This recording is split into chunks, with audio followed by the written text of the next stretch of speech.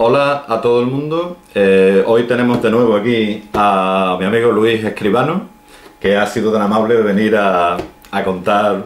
Ya verán ustedes lo que va a contar, porque es una cosa, esto rebasa los límites de la imaginación, ¿no? Entonces, antes que nada, Luis me ha dicho que le gustaría hacer una declaración de intenciones, y yo también quiero aclarar que Luis no está aquí, me lo acaba de decir, como funcionario de la administración, sino está aquí como ciudadano andaluz, ciudadano español y europeo. Entonces, quería primero que Luis, pues si quería hacer una declaración. Pues te lo agradezco, Eduardo. Sí, yo quería aclarar simplemente que bueno, yo vengo aquí no con un afán de protagonismo, de salir en un vídeo denunciando estas cosas por eso, por darme a conocer, ¿no? Porque no es esa la intención. A mí me mueve otros temas, como es la justicia social, es la responsabilidad, son la solidaridad bien entendida, ¿no? Es decir, hay una serie de valores que yo creo que he hecho en falta muchos de ellos en la sociedad y es lo que realmente me mueve, ¿no? Y yo quería comentarlo porque, bueno, igual que muchos políticos predican y hablan de justicia social, y yo creo que muy cínicamente, ¿no? Por lo que estamos viendo, yo creo que era necesario decirlo y, en fin, porque te agradezco que me des la oportunidad, ¿no? Quería decirle algo a los que hacen comentarios, ¿no?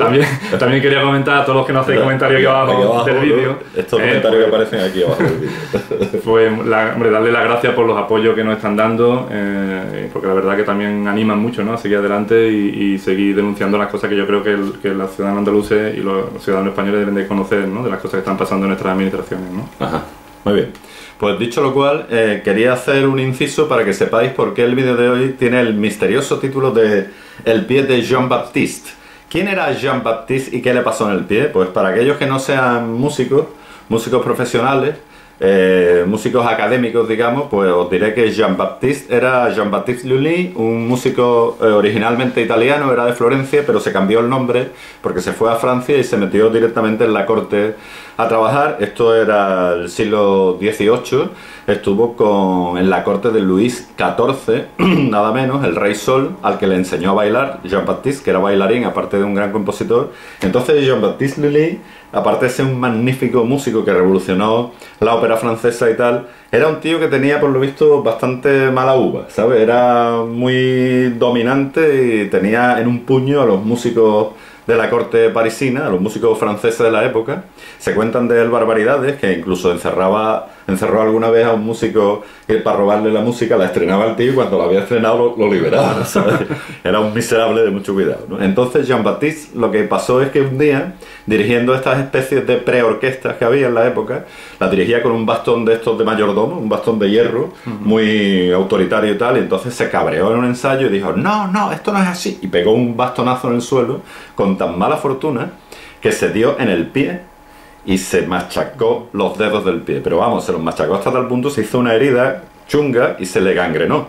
Entonces el tío pues no consentía que le cortaran el pie, la gangrena se extendió por el pie hacia la pierna y los médicos del rey, preocupadísimos porque era muy amigo del rey Luis XIV, insistían en que había que cortarle la pierna, pero como él era bailarín también, aparte de compositor, escenógrafo y tal, pues que no le cortaron la pierna. Y no le cortaron la pierna, se murió. Tardó varios días en morir, una agonía lentísima de la gangrena que se fue extendiendo de forma inmisericordia hasta que tuvieron pues que darle los santos óleos y enterrarlo, porque el tío no hubo manera de cortarle la pierna. Y ustedes dirán, ¿y esto qué tiene que ver con el vídeo de hoy? Atención a lo que va a contar Luis. Bueno, pues lo que venimos a denunciar hoy yo creo que es uno de los temas fundamentales dentro de un Estado, ¿no? Es decir, uno de los pilares básicos del Estado es el tema de la soberanía, ¿no? La soberanía, como dice nuestra Constitución, reside en el pueblo y nosotros se la cedemos a los representantes en el Parlamento, ¿no? Es decir, el Parlamento, digamos, es la que aglutina la soberanía del pueblo, ¿no? Hay un tema, una manifestación de esa soberanía que es muy importante, que es el presupuesto público. El presupuesto público, voy a decir su definición exacta, ¿no? Que es lo que cómo se suele definir normalmente en la ciencia en la ciencia pública, que es el presupuesto constituye la expresión cifrada, conjunta y sistemática de los gastos que como máximo pueden reconocerse y los ingresos que se prevean liquidar durante el correspondiente ejercicio, ¿no? Es digamos, la definición del presupuesto público, ¿no? ¿Qué ocurre? El presupuesto público es una institución jurídica fundamental. Claro, si alguien, digamos, el Parlamento tiene atribuida esa potestad de aprobar mediante una ley que es la ley de presupuesto, tiene la potestad de aprobarlo cada año. ¿Qué ocurre si el presupuesto, alguien que no es el Parlamento, se arroga o se atribuye esa potestad, ¿no? Esa competencia que tiene el Parlamento y bueno, pues hace un mal uso y digamos que nos roba parte de esa soberanía al pueblo, ¿no? Quita soberanía. Mira, efectivamente, hace uso de ella cuando no debe, ¿no? El Poder Ejecutivo no tiene esa atribución, no la tiene, sin embargo lo está haciendo, ¿no? Y en la Junta de Andalucía está pasando, y eso era lo que más me preocupaba, ¿no? Pero el tema fundamental, central, digamos, del vídeo de hoy, es que nos hemos propuesto que no dure más de 20 minutos. A ver si lo conseguimos. El tema fundamental del vídeo... Claro, el tema fundamental es el tema de los contratos verbales, es decir... ¿Contratos verbales? Sí, contratos verbales. Me hago el sorprendido. Claro, ¿qué es lo que está pasando en la administración? Bueno, que fallen los controles dentro de los entes instrumentales, como hemos comentado en los anteriores vídeos, normal, ¿no? Es decir, que bueno, es un sistema muy light y se escapa todo el control del gasto, ¿no? Pero que ocurra dentro de la administración es muy grave, ¿no? Es decir, ¿cómo puede ser posible que se esté contratando verbalmente? Ahora explicaré esto de los contratos verbales que es. ¿Cómo se está contratando verbalmente sin que se den cuenta ni los interventores de la Junta, ni que se lo detecte la Inspección General de Servicios dentro de la Administración, ni lo está detectando el Consejo Consultivo, ni está... Es decir, este tema está pasando por muchas manos de la Administración y nadie dice... Pero un contrato verbal, ¿a qué te refieres? Un ejemplo de un contrato verbal. Un contrato verbal es simplemente, vamos a suponer, un director general de una consejería que le encarga a una empresa que haga una obra. Verbalmente, una obra, sí, una obra por ejemplo, público, sí, ¿no? Una conservación de carreteras, por ejemplo, y haga la obra y eso es un contrato, eso se puede hacer a través de un no, contrato. está prohibido, efectivamente. Pero quiero decir, pero ya sé que está prohibido, pero eso se hace. Se hace, Eduardo. Pero ¿cómo se puede ser un cargo público y decir, oye, Manolito, que a ver si puede venir con la cuadrilla para... Esto es que no me lo puedo creer, ¿no? Pues eso es lo que está pasando, Eduardo. ¿Y dónde se refleja? Yo debo ser un friki como tú, también por leer los BOJA, leer dictámenes del Consejo Consultivo y leer cosas que no debería de leer, porque realmente me di cuenta el día que vi varios dictámenes del Consejo Consultivo y descubrí precisamente... Pero tú me decías, es que Luis primero me ha enviado un informe para que yo me haga una idea de la barbaridad, ¿no? Que hay algunos casos excepcionales en los que se puede hacer una contratación verbal, ¿no? Efectivamente. Solamente hay un caso tasado por ley, que es los casos de emergencia. Cuando hay una inundación... Una calamidad pública, una inundación, un terremoto, en esos casos cabe el contrato verbal. Pero aún así, la ley obliga a que en casos de contrato verbal, es decir, yo hago una resolución verbal, tengo que hacer rápidamente reflejarlo en un documento por escrito. Eso es lo que dice la norma, ¿no? Pero no es este el caso, es decir, y además emergencia no significa urgencia, porque aquí los políticos de la administración están confundiendo los términos. Emergencia es emergencia, no urgencia, es decir, una urgencia es otro tema. Si ha habido una mala gestión porque no han previsto que tenían que haber hecho ese contrato con el tiempo suficiente, eso se debe a una mala gestión, pero no, y ahí viene la urgencia de hacer el contrato, pero no es un motivo... Una emergencia... No es una emergencia, no lo es, ¿no? Pero esto... Sí. Nada, que te voy a preguntar qué supone esto, claro, para las cuentas, para las cuentas del presupuesto. Ahora lo voy a explicar. Es que quería comentar que por este tema del contrato verbal ya hubo un caso en que el Tribunal Supremo ha condenado a un alcalde de aquí de Andalucía, que además, por cierto, era parlamentario, el alcalde. ¿De qué partido político? Del Partido Popular. Eso. Y lo condenaron precisamente por contratar verbalmente una obra, y se le condenó por dos cosas. Además, primero porque prescindió total y absolutamente de los procedimientos legales que estaban establecidos y además encima contrató la obra esa sin tener consignación presupuestaria, no había dinero en el presupuesto para hacer la obra, ¿no? Por esos dos motivos fue condenado por prevaricación. Supongo que será el único alcalde que ha hecho algo así, ¿no?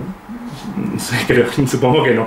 Por lo menos al único alcalde que yo tenga noticias, sí, en el Tribunal Supremo.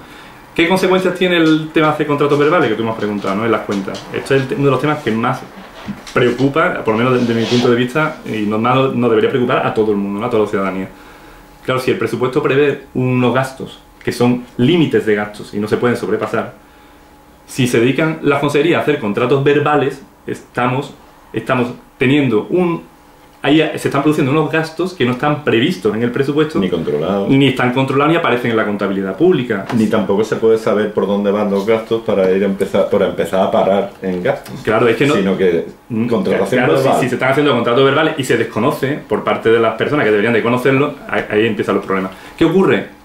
A mí me sorprendió ver en la prensa que los empresarios estaban diciendo que la deuda que tenía la administración de la Junta de Andalucía con ellos era mucho mayor que la cifra oficial que reconocía la propia Junta. Claro, ¿por qué?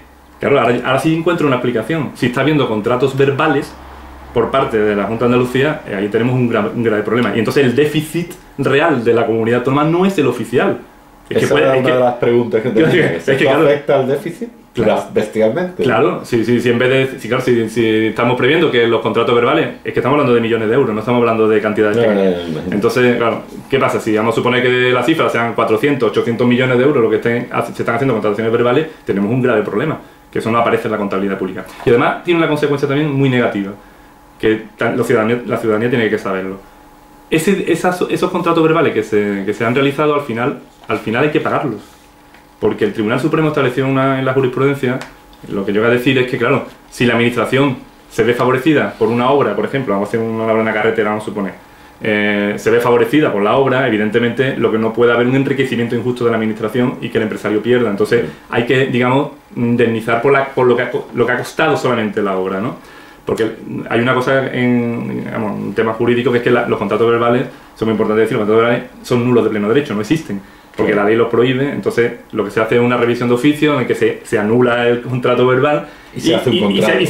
Y lo que realmente habría que hacer es una restitución. Es decir, si yo contrato un suministro de papel, vamos a suponer un ejemplo, como uno de los casos que tenemos, contrato un suministro de papel y se descubre que no hay consignación presupuestaria, que se ha saltado todos los procedimientos, no se ha hecho bien, y entonces lo que habría que hacer es devolver. Yo le doy al empresario, tome usted el papel que usted me ha dado, y yo administración, y ya no le debo nada. Eso es la restitución, eso es lo que habría que hacer legalmente. Pero claro, ¿qué pasa? Cuando esa empresa me ha suministrado el papel se ha gastado, entonces ya es imposible, no puedo restituir. Una pregunta, ¿los contratos verbales se hacen solamente en la administración o también en las agencias paralelas también hay contratos verbales? También ha habido, bueno, en la Cámara de Cuentas, puesto en sus informes, se han encontrado en algunos de los expedientes que han visto, también se han encontrado en ese caso. La Cámara de Cuentas el Consejo Consultivo del que tú decías habrá puesto pie en pared, ¿no? Bueno, ¿ha empapelado a toda esta gente? Vamos a ver, el Consejo Consultivo... ¿Ha hecho algo para evitarlo? Sí, voy a hablar del tema del Consejo Consultivo. El Consejo Consultivo es un órgano de consulta, una institución que pertenece al Parlamento de Andalucía. ¿Qué pasa? Que las revisiones de oficio, cuando se hace una revisión de un contrato verbal para su nulidad, pasa por el Consejo Consultivo porque es necesario el dictamen del Consejo Consultivo. Y a mí lo que me llamó la atención al leer los dictámenes del Consejo Consultivo es que el Consejo Consultivo, salvo en un solo dictamen que he encontrado, solamente uno, que era del Ayuntamiento de Marbella, donde en ese único dictamen recordó a la Administración la exigencia de las responsabilidades que son de muchos tipos. Las responsabilidades. ¿El Ayuntamiento de Marbella cuál? ¿De qué signo? O sea, bueno, era del año 2006, no sé quién estaba gobernando en el 2006, pero el dictamen que yo he encontrado del Ayuntamiento de Marbella recordó en concreto el dictamen es el 484 del 2006, y recordaba las responsabilidades que tenían las autoridades y el personal del servicio de administraciones públicas. Porque es cierto, es una cosa que la ciudadanía no sabe, y eso lo quiero decir, voy a aprovechar que tengo la oportunidad de decirlo. En todos los casos en que una autoridad o un funcionario cause un daño a la administración por un mal funcionamiento, porque no haga bien su trabajo, por lo que sea, la administración puede ir siempre contra sus bienes personales, lo que se llama responsabilidad patrimonial, y se le puede exigir de sus bienes personales que pague el daño que ha hecho. Y tú me dirás, ¿pero ese procedimiento se ha abierto alguna vez? Y yo te diré, creo que nunca. Es decir, en la ley está previsto. Pero no porque no haya habido motivos, ¿no? Y sí hay muchos. Y claro, culpados, ¿no? Efectivamente. Entonces, ¿pero por qué no lo hacen? Porque, claro, el procedimiento está, pero no se utiliza. ¿Pero por qué? ¿Para qué está entonces el procedimiento? ¿Y para qué está la Cámara de Cuentas otra vez? Pues, señores políticos... Es que es siempre lo mismo, ¿no? Efectivamente. Bueno, pues el dictamen del Consejo Consultivo dejó constancia solamente en este dictamen. Ahora, ¿Cuánto ganan los señores del Consejo Consultivo? Porque yo sé que tienen la cifra por ahí. Sí. Porque el presupuesto del año 2012, el sueldo del presidente del Consejo Consultivo era de 92.531 euros, y el de los consejeros electivos con dedicación exclusiva de 90.367 euros. Más que el presidente de la Junta. Efectivamente. El presidente de la Junta cobra 68.981 euros. Es decir, una diferencia de casi 22.000, 21.000 euros. Es el 30% más. Y además son personas curiosas. En el Consejo Consultivo los nombran, como siempre, son representantes de los distintos partidos que están en el Parlamento. ¿Cómo es posible que yo viera estos dictámenes y las barbaridades que yo he leído aquí en estos dictámenes, lo digo sinceramente, es de juzgado de guardia, ¿no? Esto es para poner la denuncia ya. Y uno puede pensar, ¿pero esto pasa solamente en alguna consejería en concreto? No, es que las consejerías, yo lo que he encontrado, me he encontrado con dictámenes de la Consejería de Gobernación y Justicia, Consejería de Hacienda y Administración Pública. Tiene un montón de dictámenes aquí, fotocopiados. Sí, Consejería de Salud, Consejería de Obras Públicas, Consejería de Medio Ambiente, Consejería de Agricultura y Pesca. Estos son algunos de las consejerías que están afectadas por contratos verbales. ¿Y ninguno de estos dictámenes se ha llevado a...? Ninguno de estos dictámenes, el Consejo Consultivo ha dejado constancia de las responsabilidades que habría que pedirle a las autoridades y a los funcionarios. En ninguna. Es más, y esto sí me preocupa mucho, en la memoria anual que hace el Consejo Consultivo al Parlamento, porque ahí es donde expone todos los problemas que se han encontrado en ese año de trabajo, no ha dicho absolutamente nada, lo ha silenciado el tema de los contratos verbales, no ha dicho nada al Parlamento. Pero todo el mundo sabe que eso ocurre, ¿no? Pero bueno, los consejeros del Consejo Consultivo, que los dictámenes que lo han visto, ellos saben, además pertenecen a los partidos políticos que están en el Parlamento. ¿Y esta gente que hacen que no han dimitido todos en masa? Pues, y se han dedicado, por ejemplo, a hacer un grupo de Hare Krishna o algo así para recibir a los turistas en el aeropuerto. Eduardo, porque con esos sueldos se vive muy bien apoltronado en un sillón. Pero es vergonzoso.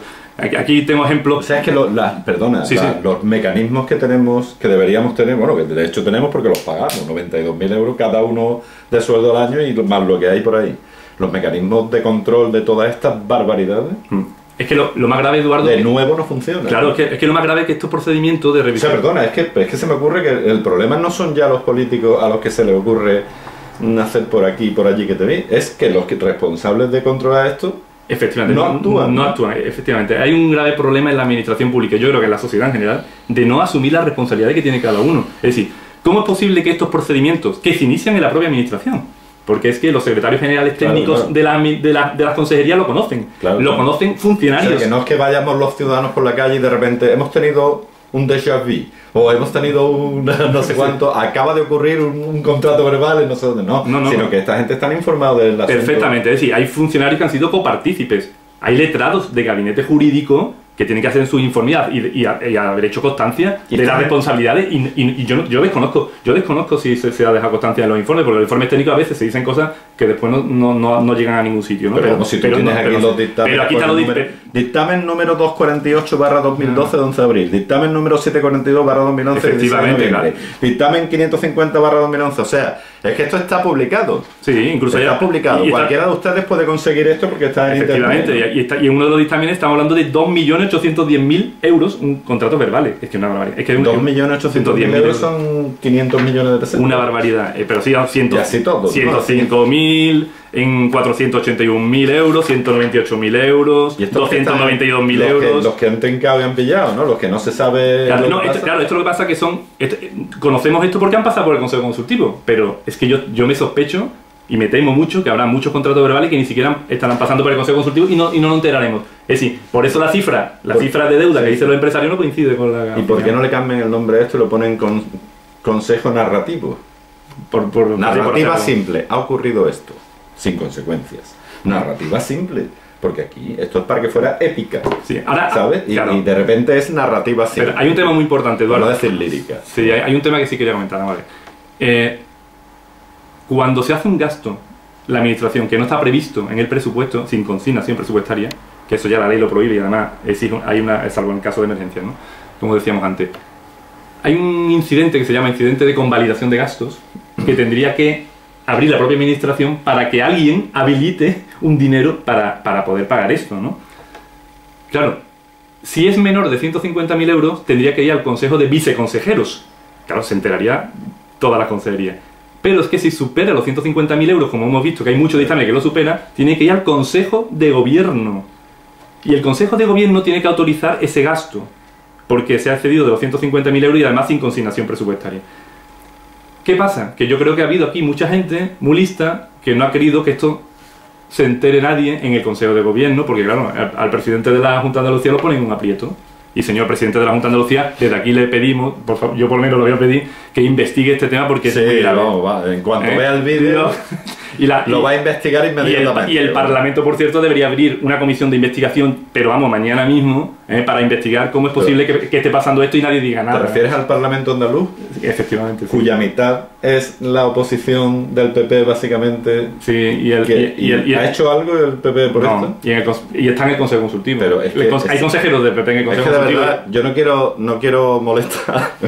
No quiero molestar, pero es que la oposición la estamos pagando también nosotros, ¿no? Sí, también. ¿Y a qué se dedica la oposición?